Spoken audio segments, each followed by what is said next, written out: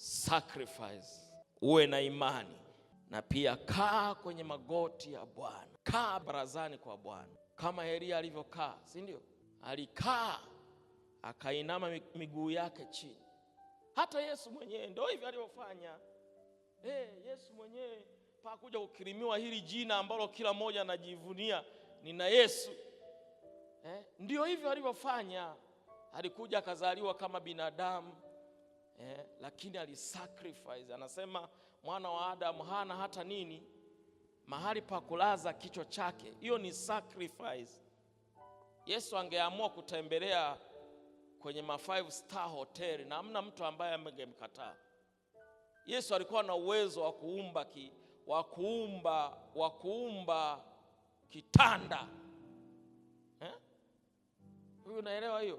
Yaani Yesu angeweza kusema kwamba bana, kitanda na chumba kijengwe hewani ambacho nitakuwa nalala, na kingetokea kwa kila mara angekuwa anaenda kulala pale, mwana wa Adamu anabembea namna hii.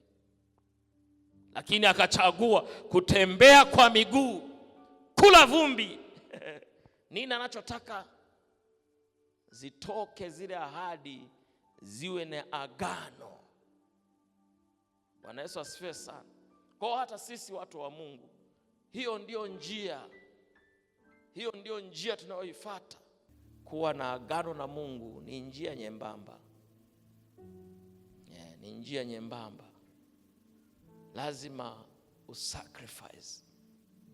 Ndio maana Mtume Paulo anawaambia Warumi 12:1, anasema, ndugu zangu, nawasihi kwa huruma zake Kristo, itoeni miili yenu iwe dhabihu takatifu ya kumpendeza Mungu.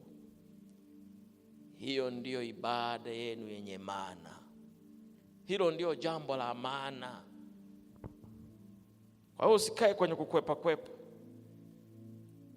Utafika mahali ambapo Mungu ataingia agano na wewe.